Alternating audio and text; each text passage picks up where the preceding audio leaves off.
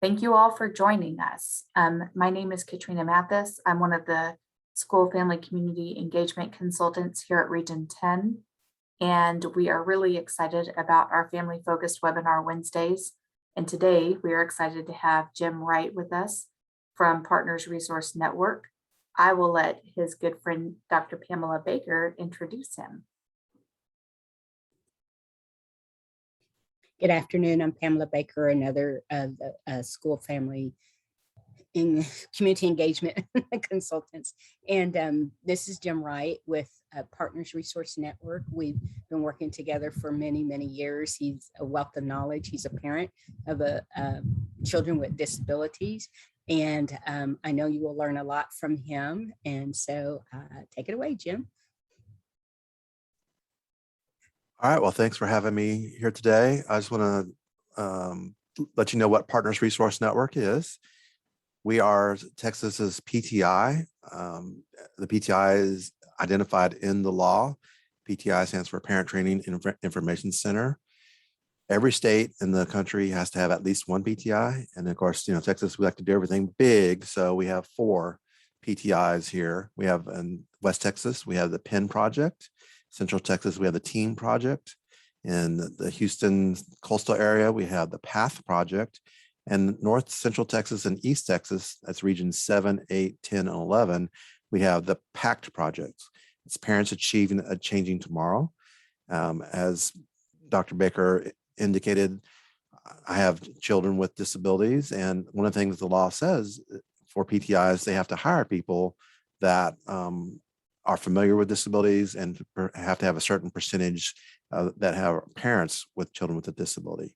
So I walk in your shoes and I understand the constraints we sometimes come across and some of the other side of the table where you're the only 1 or 2 people at the table and there's like everybody else around you.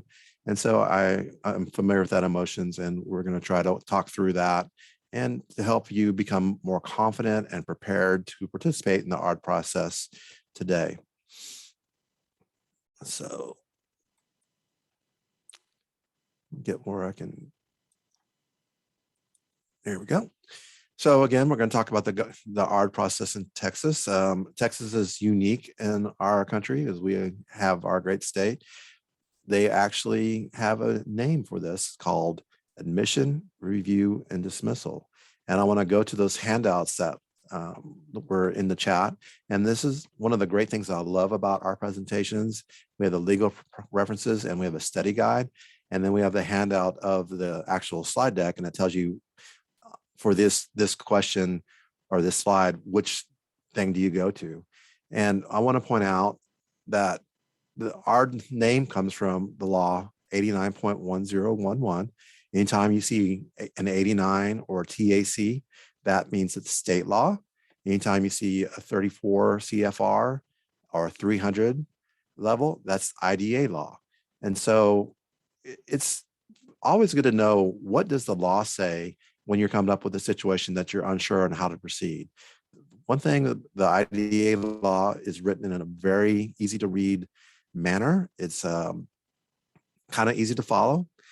Now, it still does have room for interpretations, and we all interpret things differently. So there is a lot of area of that where disagreements or differences of opinions can come in. But the law is, for the most part, pretty straightforward. And so, how do we get help for our kids that are in the school age and everything? The first step is we always want to talk to our students, teachers, our school principal, keep it within our district and everything like that. You want to have your communication, because that is the team that is serving your child. And they're the ones that are there to help you and your child to achieve success. And then they're also there to make sure that you get all the services that you need and to meet their needs. And so we have what we call the procedural safeguards. That is a document that most all of us have never read until you get something that's not going quite right. And if you've never read the procedural safeguards, and I had probably about 8 or 9 of them before I actually read the thing, that's not necessarily a bad thing. But when you're having to make a change or something's come up, then this is the document that you need to go to understand the process of disagreements or differences of opinions or discipline, any of those type of things. You really need to really thoroughly read and understand the procedural safeguards. We have a whole another webinar on specifically on procedural safeguards, so I don't want to go too much into it. Also, in your legal reference, if you look at section 4, that will give you more information about procedural safeguards. And so how do we get services or access to when your child is having a difficulty in their education? I have 2 children in special education. My oldest is now 18 years old. He has Down syndrome and he's legally blind, and he had other issues when he was younger that have resolved, thankfully. And then his younger brother, who's 2 years younger than him, now is in 10th grade. He also was in special education starting at the age of 3 until he was dismissed in, I believe it was in 8th grade. And so how did he get into special education? Because he didn't have a visible disability like my older son. He had what we call an invisible disability. So when he was 3, his Montessori teacher came to us and said, I think it would be a really good idea for you to contact the school, the local ISD, we're up in Frisco, to do an evaluation because I'm worried about his speech and everything. And we had concerns about his speech as well, because we had him at the Collier Center and we had him evaluated, couldn't really figure out what was going on, kind of ruled out autism at that point. But his older brother had a speech delay as well. So was it, environment or was it him? And it turns out, he has speech apraxia. And so he got diagnosed with that, got speech therapy for that. And then later on, we found out he was dyslexic. So we got evaluation for that, got service for that. And after he got those remediated, then we figured out he's actually gifted too. And that was kind of the problem that we were having him getting identified, because his intelligence was masking his disability. And that's something called 2E. And so through evaluations and contacting the schools and having many conversations, over time, we were able to get all of his needs identified through evaluations, had meetings, set up plans of his education, his IEP plan, and then we implemented those plans to the point where he's so successful that now he only has a 504 to meet his accommodations for his dyslexia. One thing that when you do an evaluation, it needs to be in all areas of suspected disability. And anytime that you're in the disability arena in special education, it's always a good idea to keep everything in writing.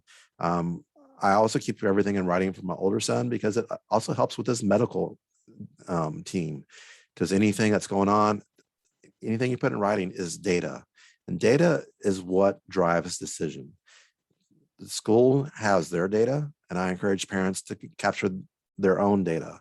You need to be involved with your child's education plan, and a good way to do that is to keep it in writing, to keep a journal or a log or samples. And that way, it's not just I feel, I think, I wish, I want. It's this is what my data says. What does your data say? And then we kind of reconcile the differences, and then we come up with a plan. So prior written notice, this is probably the most confusing thing for me personally, because it's something you get after the meeting instead of prior to the meeting.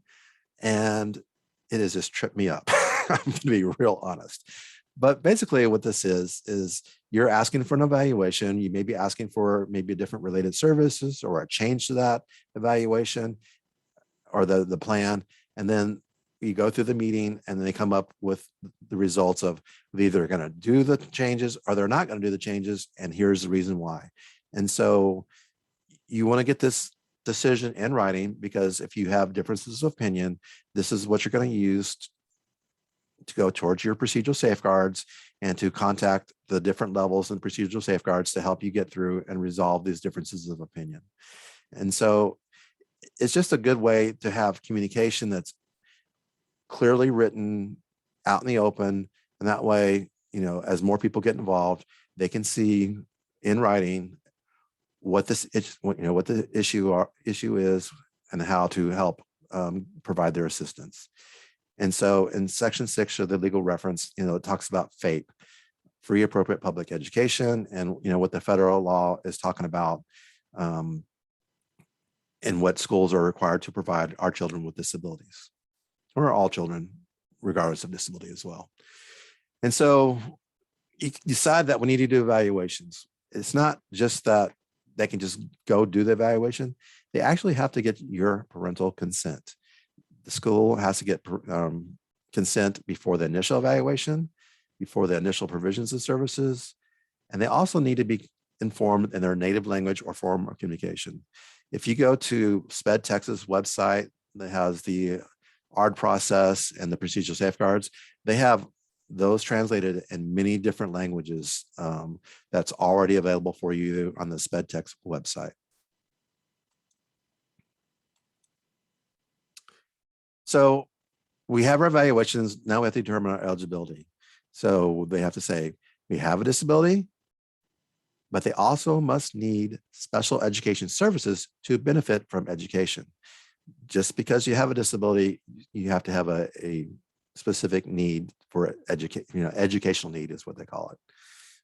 And we have some fact sheets that explain that pretty well on our website, our Partners Resource Network. If you look up fact sheets, we have over 110 fact sheets on all different types of disabilities and how to advocate, how to prepare for these meetings. So I suggest you go look at that, fact sheets on Partners Resource Network, to get a sense of how you can prepare for these meetings.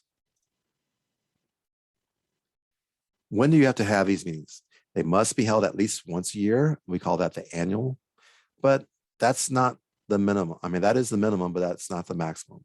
And anytime we need to review the student's IEP, and then when we have these meetings, we determine the annual goals, what the progress is, what the results of the reevaluation, information about the students.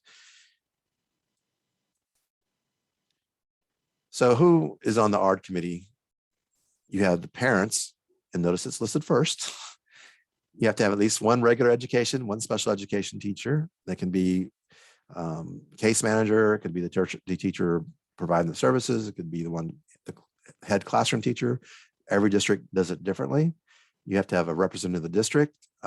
Generally, that's the AP or the principal. Doesn't have to be. It can be another administrator. Needs to be a person who can interpret the instructional implications of evaluation results. Typically, we call that the diagnostician, but it doesn't have to be the diagnostician as long as someone has that capability and that certification. The student, if appropriate, and if your student is over 14, I want to really encourage you to have your student involved as much as possible, because that's how they learn self-advocacy. That's how they learn how to understand what this process of supports and how they're being supported and what they should expect. And then as they get older, how to ask for help themselves instead of having the parent do it for them all the time. And if you want to refer to their study guides in this, it's the study guide of section 11 or the legal reference on section 11. So how do we do our scheduling? The school must invite each parent to our committee. They have to provide written notice at least 5 school days before the meeting. And we have to have the meeting, what we call mutually agreeable time. What I like to do personally, my wife is a person, when we bought our first house, she read the entire document of signing the papers. We were in there for 3.5 hours as she read that title commitment. So I don't want that ARD committee for her to get that piece of paper and she's going to sit there and read that whole thing from beginning to end. And I don't want everybody staring at her reading that. I want to be respectful of everybody's time. So I ask for everything to be sent to me at least 3 to 5 school days before the meeting. And then I also state, if they are unable to meet that timeline, I am more than happy to reschedule the meeting to meet their needs and getting that information to us. We also don't like to be surprised. I want to be aware of what the agenda is, what the results of the evaluation, what the draft IEP is. And that way we're prepared and we can help the meeting go along a little faster, because I want to be respectful of people's times. And also I don't like to be surprised, just as like when educators don't like to be surprised. The other thing that I like to say is, if there is an issue that you do have you have concerns, I call writing a parent impact statement is a great idea. Kind of write out your concerns, and then you give the information 3 to 4 school days before the meeting. So they have an idea of what is in your head and what are your concerns on. So they have time to address those concerns, to talk amongst themselves. And just like you don't like to be surprised if you spring this upon them in the meeting about what you're upset about or what your concerns are, and they don't have time to prepare, you're not going to give them a fair opportunity to meet your child's needs, because it's not about your emotions or your ego or their emotions or their egos. It's about what are the needs of the child. So what are the responsibilities? We need to identify the strengths of the student. Now, I really want to stress that, because even a professional athlete, the reason they're a professional athlete is because they have one strength that is so strong that they can do anything in life because of that strength. They may not have other skills to supplement that strength, but they have that strength. So if your student has one strength, then they can have a good life. And so we need to make that strength as strong as possible. Bring up our parent concerns. I just talked about that. Talk about the most recent evaluation. And then another key thing on this slide I really want to stress is the present levels of academic achievement and functional performance, otherwise known as the PLAF. The PLAF, I love that word. So you need to make sure that that is an accurate reflection of your child, because this is the foundational piece of the ARD or the IEP document. So if it feels kind of a boilerplate or kind of generic and like they just change names, we need to change that. We need to know that this is what your child can do. If you took this and you moved 200 miles away or to the next district over, that they got this piece of paper, they read that PLAF, they know about your child, and they're ready to hit the ground running to meet your child's needs, because that PLAF is that well written. It needs to really identify your child. And that's how we get the individualization to ensure that that's happening. So when we're developing the IEP, the ARD committee must develop measurable goals. And we like to call those SMART goals. If you look in your legal section in your study guide, that will talk about what SMART goals are. And we have another webinar on that. Determine the necessary accommodations for participations on our STAR testings and all that.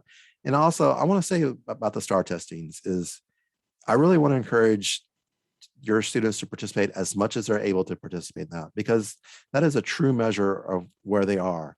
It's not a high stakes test for the students. It is a high stakes test for the school systems. And so you really need a clear picture and get good data. And if they're consistently taking that STAR test, then you actually can see progress from year to year and see where their needs are. And then you can develop plans to meet those needs. And so I really think that parents stress too much about how their child does in their STAR test, where they may feel like a failure, but it's not. It's to identify needs. And so it's a very valuable and important tool that I think we really need to change our mindsets as parents to embrace these type of opportunities to learn information about our kids. During this process, we're going to do our related services, our supplementary aids. My son that's 18 and the self-contained classroom, he has lots of these things. And so we have lots of evaluations, and we have to go through and make sure that they're being utilized, they're being useful. And if they're not being useful, then we need to take them out and to change it. Or if they are being useful, make sure that everybody's trained and know how to implement these to be successful. And then if you have a student with autism, on this section 15 legal section, it talks about the autism supplement. You want to go through that. Again, we have another webinar on the autism supplement. We have lots of webinars on lots of topics, and go through and make sure that you're covering those things, and you're not just doing check, check, check, check. Make sure that your student with autism are getting their needs met, because this is one thing that Texas is ahead of most of the rest of the country on, is the autism. Because we had parents that went and advocated to the state and said, hey, our students need special services, and make sure that they're not being put through the cracks. Because before that, they were kind of I call them tweeners. They're in between the programs that existed and programs that needed to be developed. And so these parents advocated for laws that Texas is now one of the most progressive states on serving students with autism. But just make sure that those are being considered and discussed. So now is a really good time if you have concerns that your child needs ESY, what's commonly called summer school, but you definitely need to know that it is not summer school. Summer school is different. ESY, extended school year, that is based on regression. And so how do you determine a regression? It's about 6 to 8 weeks. The law doesn't say a specific time, but there's different districts that have, some say 6 weeks, some say 8 weeks. Your district will say it is definitely those things, but that's how they do it. That's what they know. But it's basically from the last May at the end of school, where was your child at? What goals have they mastered? How long did it take them to recoup those skills when school started? If it took more than 6 to 8 weeks, then we need to consider that data, look at that data, and say whether or not they need a student school year. So use that data to make that determination. You don't want to say, I feel, I think, I wish, I hope. It's based on the data. And so it's been about 10, 11 weeks right now. And so it's a good time to look at the data. If you feel like your child may need ESY, and see where they are at, because now is a good timeline to do that and to get that data and to figure out what is the answer to that question when the data is relevant, as opposed to when you have your ARD X number of months from now. So all these decisions that we talk about, transition goals and what services they're going to get. And then there's going to be guarantees that the student will be in the least restrictive environment. LRE is probably one of the top 2 concepts in special education, FAPE being the other one, free appropriate public education. Those 2 elements, as long as they're being met, chances are you have a good plan for your student or your child. And then when they get to the end phase, kind of where I'm at, the committee decides, whether the student has met graduation criteria, and Texas does have specific laws on that criteria.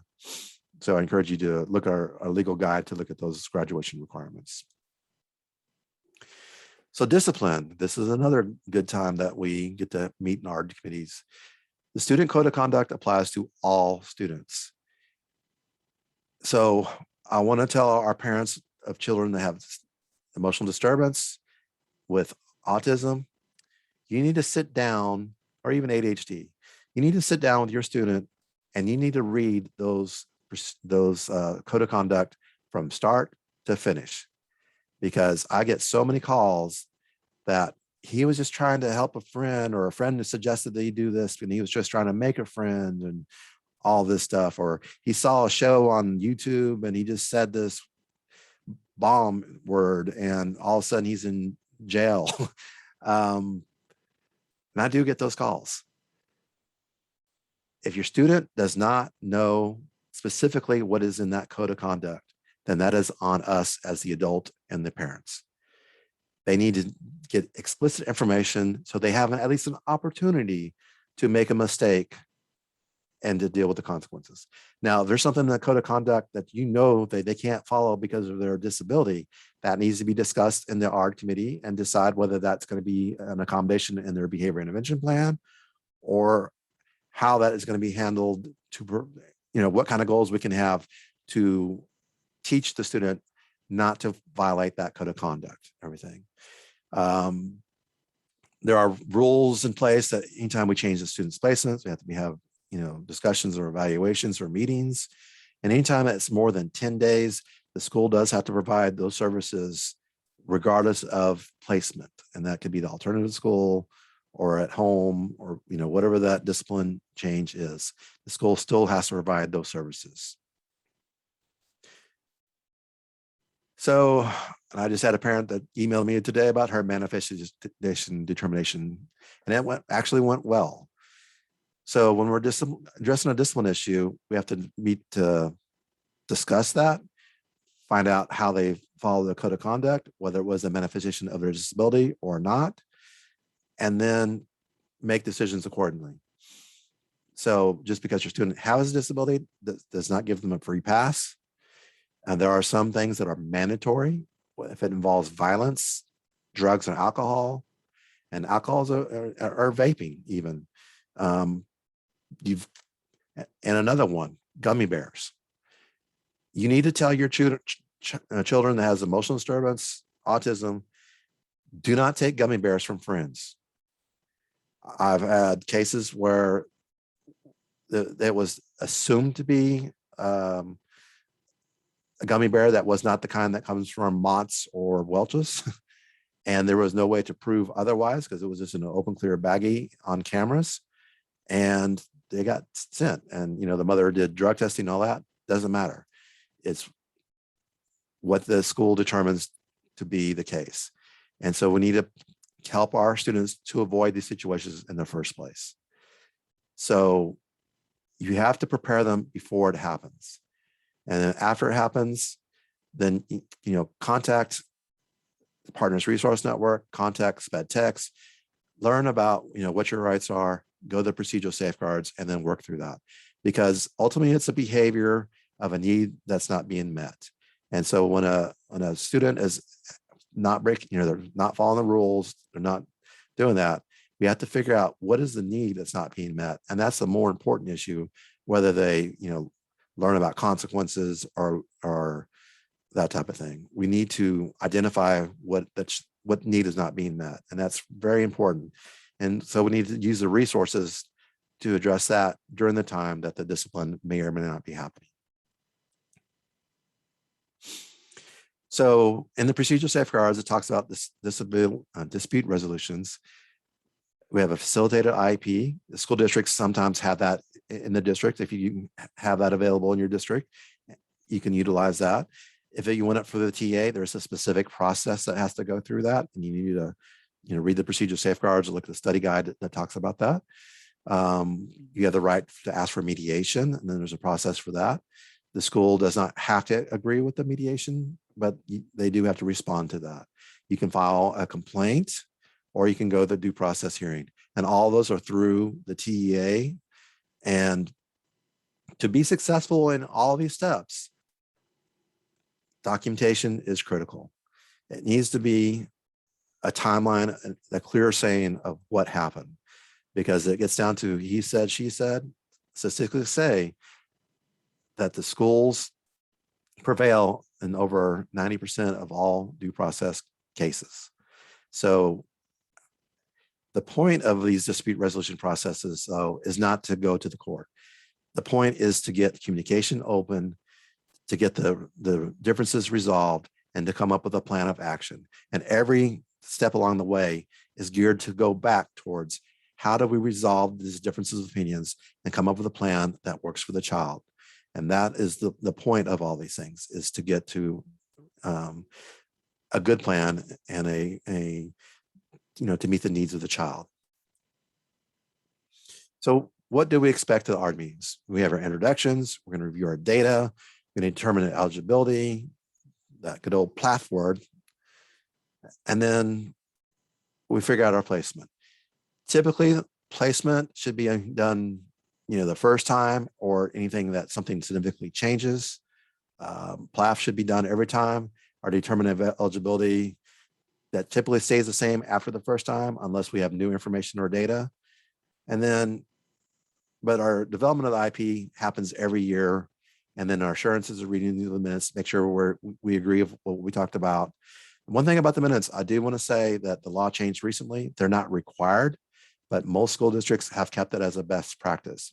But by law, it's not required anymore that they record the minutes. The closing remarks, and then we go to the signatures. So that's where we sign agree or disagree. So that is pretty much the presentation of the slides. I'm going to go ahead and I want to do, let's see, show one of the handouts. We did give you a handout on the terms. So YouTube, you can talk education language. You can say, what about the AT evaluation of the ARD meeting? There's autism supplement, very long here. We have our BIP, behavior intervention plan, child find, what DAP is. So all these words we talk about are here in the handouts that we put in the chat. So let me go ahead and stop share, and we can go through any questions, answers. We got maybe a couple minutes. And if I can, there we go. All right, Katrina. I did not see any questions yet. Does anybody have any questions for Jim? Oh, I see a hand up. Deja, would you like to talk? Let me see. Let's see if I can get this to work. Deja, you should have the capability to unmute yourself and ask the question. Okay, yes, hi. Hello. Hello, actually, my name is Leslie. Deja is the owner of the school that I'm at. She's a secret agent. Yes, exactly. But I do actually have a question. For a child who is gifted and talented, as you were saying that your youngest son is, Mhm. and lacks the social skills and kind of has like the fluttering hands and the high-pitched voices and the tantrums and things like that. Is that something that could be required for an ARD meeting? So does the student have a IEP already, or is No. they're just in general education, no 504 or no Right. okay. So I would recommend that you ask for an evaluation, Okay. and then based on that, the results of that evaluation determines, what level of support that child may or may not need. It could be a 504 level where my son with his 2E is now being served under, and it's been, very successful under the 504. Or if it has, if it determines that it might be more emotional issues, there's a classification of special education called emotional disturbance. And that's a really scary word for they're not able to self-regulate, to have significant emotional needs. So it's a big, wide spectrum of emotions there. And so they may be eligible under those things if they need social skills, help or goals that way. Or if the behavior is considered as interfering with the education, then it may be time to do an initial evaluation called a functional behavior assessment, to figure out what the function of that behavior is. And then I believe that can be served under a 504 or a IEP as well, depends on the needs of the child. So, basically, first of all, get an evaluation, and then get that data, get that information, open that dialogue with the school, see what the teachers feel like they need to be supported. What does the child need to be supported? And you work towards bringing about that, facilitate that support through the communication. Perfect. Thank you so much. I appreciate that. All right, Jim. And then Myra, oh, Myra, where'd you go? Oh, there you are. All right. So Myra, you should be able to unmute yourself now. Thank you. Hi, good morning. I almost want to answer this as a yes, but I just want to make sure if the ARD meetings are the same after the kids graduate from high school, and they will continue in the school district until they age out. The ARD works the same. Is it like every year? Okay. As far as transition in the transition program, Yes. you do have an ARD meeting, but however, the goals don't necessarily build upon themselves like they do through K through 12. You need to be pretty clear of what the goals are once they transition out of, and then you would meet annually to determine the progress in those goals, but you may not necessarily get more goals. You might, but is not required. And so I encourage you to know what the goal is. And here's what I say. If your child's already 18, okay, they're 27 years old. It's a Wednesday. It's 12:30 in the afternoon. What is your child doing at that moment in time? And once you answer that question of what you think that child is going to be doing Wednesday afternoon at 12:30, or say 2 o'clock if it's not lunchtime. But knowing what they're going to do, that is going to drive the goals that you need to get there 4 or 5 years from now. And so those are the goals that we need to build upon to have those skills to be successful 22, 24, 30, or whatever, because that's what we can work on with the school, is to achieve what those goals are to be successful in their adult life. Okay, thank you. But I think Sandy Cox, we had a session this last Saturday. I would encourage you to go listen to Sandy's 30-minute session on transition. It was lots of information, very concise. And she did point out that it's not an entitlement to the age of 22, but there has to be a documented need through the goals. And if they can't reach that before they age out, then that's one thing. But if they reach those goals and get those employability skills, then hey, go get a job. Go live your life. I mean, my student with Down syndrome, he's getting senioritis, I can tell, and he is ready to start working on that next phase. And so I have to recognize that and help support him to work towards those goals as well. Okay, thank you. And Jim, I did drop the link to the PRN fact sheet that you were referencing. Thank I did you. drop that into the chat earlier so that people could grab that. So I sprung that on her, so she was being proactive. Are there any other comments or questions? Well, I think we are going to have to wrap it up because we're about to do another session in Spanish. Is that correct? Yes. Well, thank you Sure. so much for having us. No worries. Go, Jim. And thank you for having us. And we'll look forward to having more opportunities in the future to work with Region 10. And I'm very, very proud of our partnership that we have at Region 10 and SpedTex. Definitely. It's a good partnership. We're glad we're able to provide things like this for you. And Jim is just such a great resource. So definitely reach out to him at PRN if there's anything you need. Also, SpedTex is a great resource as well. I do, for those of you that are still on here, I have the registration for our next one. So our next one in December 1st, I believe, is going to be on IEP implementation. So once your child has the IEP in place, how do we know that the school is following it? What are some indicators of that? How can we help the school with that? So that will be our next session. And I really encourage you parents to attend these in the sense that most of these sessions are from Region 10 consultants, and this is information they're telling the schools. I think it's always important to know what information the schools are being taught, so as a parent what to expect and laid out those expectations. And so that's been very valuable for me as a parent to have that information and to how come we're not doing that and that type of thing. And so great information. I'm looking forward to the series. Thank you everyone for joining us. Thank you so much, Jim. You were excellent.